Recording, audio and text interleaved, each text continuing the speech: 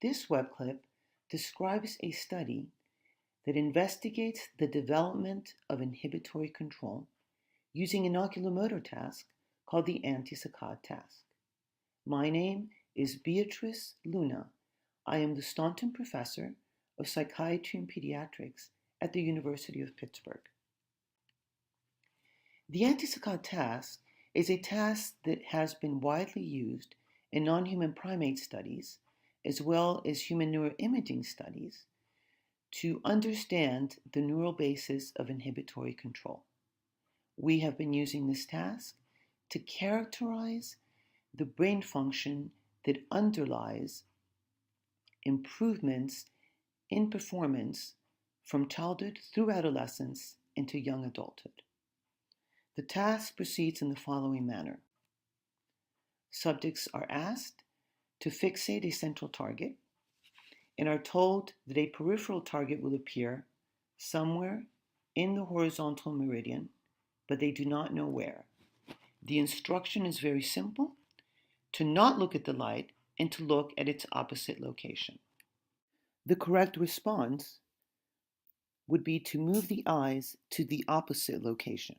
However, we often see error responses, more so in childhood than in adolescence or in adulthood. And what we see is an initial reflexive movement towards the target with an immediate corrective response towards the correct location. I will be describing the fMRI results for correct and error responses. We performed a longitudinal fMRI study where we looked at 139 subjects that ranged in age from 8 to 28 years of age.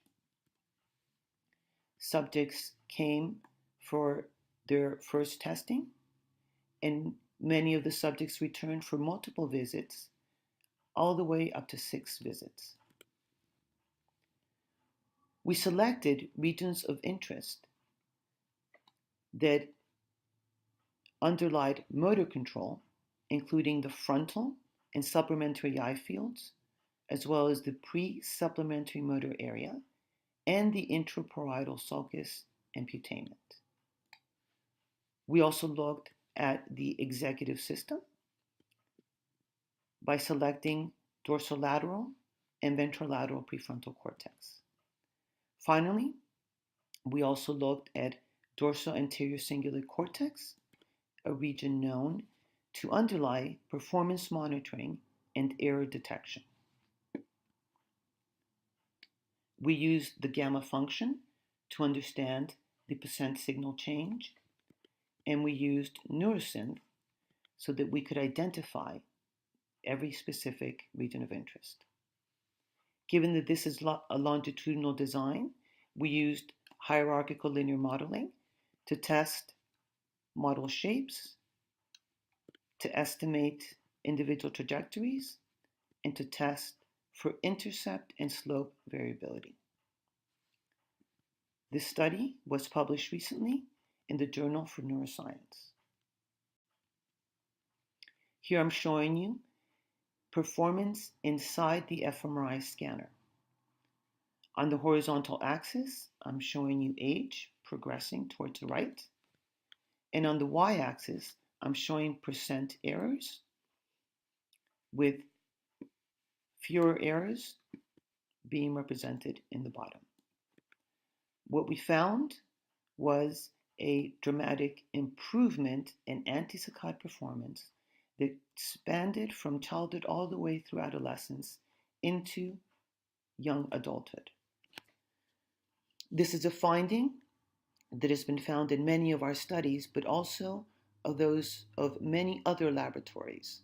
That is, the development of antisaccade performance continues through the adolescent period. Given that this was a longitudinal study, we were also able to assess variability. And what we found, represented here in these hashtags, is that there is rank order stability in the performance of the antisaccade, meaning that if your performance was of the best when you were a child, you will still be one of the best performance when you reach adulthood. Here are fMRI results for the motor response circuitry. I'm showing you age and percent signal change.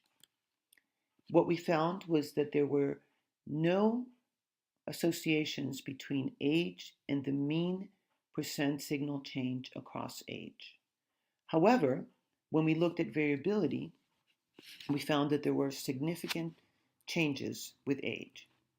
Initially, there was a lot of variability in how these regions were recruited, but with age, this variability decreased so that by adulthood, everybody was using these regions in a very similar manner.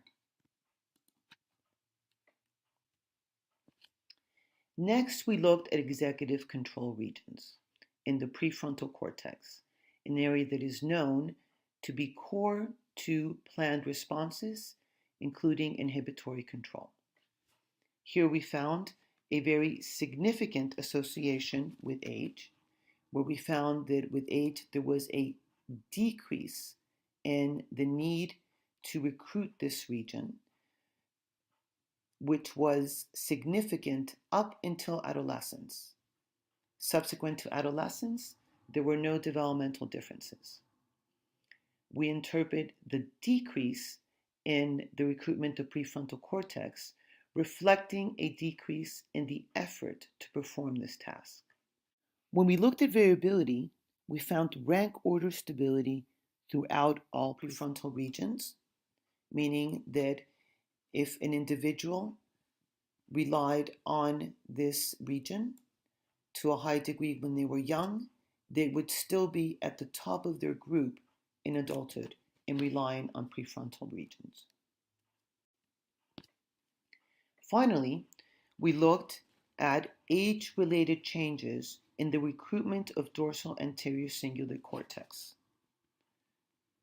I'm showing you here how activity in this region becomes more evident all the way towards adulthood. And here I can show you that with age, the percent signal change was significantly associated with age, meaning that with increasing age, there is a greater reliance on dorsal anterior cingulate cortex when an error is committed. Importantly, it was the only region of this study that showed an association with age. I'm showing you here percent signal change and performance as the percent of inhibitory errors. Once we controlled for age, we found that the more that the dorsal anterior cingulate cortex is recruited, the better the performance. So in conclusion, this study suggests that inhibitory control continues to improve through adolescence, that prefrontal executive processes supporting oculomotor control are online by adolescence, and that recruitment of error processing by the dorsal anterior cingulate cortex is the region that supports age-related improvements of inhibitory control.